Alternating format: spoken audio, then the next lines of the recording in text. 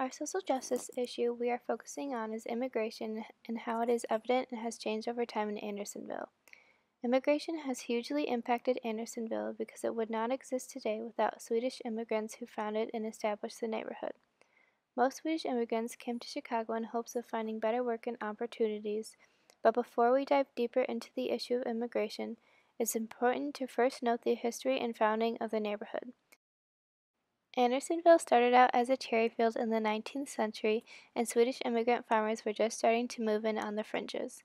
After the Great Chicago Fire forced Swedes out of their home in 1871, they started moving south to where Andersonville is now, continuing to arrive until the beginning of the 20th century. During that time, Swedes developed the area by building houses, hardware stores, bakeries, churches, and blacksmiths all along Clark Street. Andersonville was officially established in 1965 and is now known for its unique commercial district and diversity. As said before, in the 19th century, Swedish immigrants lived within their own community with Andersonville. But as the Swedish population rose, they built a large variety of businesses and churches, strengthening their own cultural values to the area while respecting religious diversity.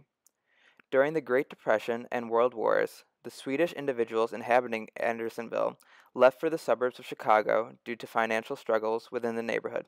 Nevertheless, the Uptown Clark Street Association reinstated the area's Swedish heritage into the community by renaming itself the Andersonville Chamber of Commerce and rededicating the city with the help of Mayor Richard J. Daley on October 17, 1964, as well as the Swedish celebration of the summer solstice, Midsommarfest, which is still an annual event.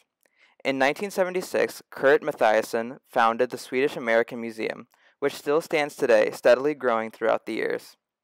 Today, although still very concentrated with Swedish heritage, Andersonville is a very diverse neighborhood.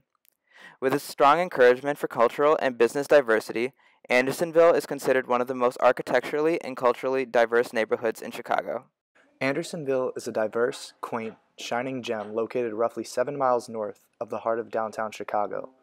With its core resting in its Swedish roots, the neighborhood has grown into one of the most popular areas of the city, so much so that in 2015 it was regarded as one of the top 10 most booming neighborhoods nationally, and it's not that hard to see why.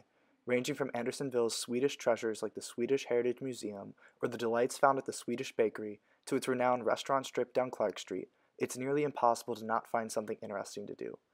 Perhaps the only thing you wouldn't find in Andersonville is chain businesses. As it proudly declares on its website, Andersonville is almost wholly made up of local, independent stores, restaurants, and boutiques. This includes the aforementioned Swedish Bakery, as well as the odd, albeit cute, Hamburger Mary's and the thriving Andersonville Galleria. Over time, Andersonville gave way to other cultures and immigrants. Korean, Lebanese, and Mexican stores and restaurants started to open up, but many Swedish businesses were still able to prosper. Nowadays, it is a neighborhood of vast diversity, supporting Swedish, American, Mexican, Korean, and Mediterranean restaurants and businesses. Despite competing businesses from different cultures, there is an aura of friendliness and unity that immigration issues can sometimes complicate. Although there have been rallies in the past, like this protest shown against domestic violence, Andersonville focuses on peaceful relations among the members of its community. Immigration is a huge national social justice issue, and new restrictive policies have made it difficult for immigrants to settle in. However, Andersonville has welcomed people from all over the globe, despite remaining almost 50% white. On our visit to Andersonville, we were able to speak with store owners and residents who had nothing but endless praise for this friendly community of Chicago.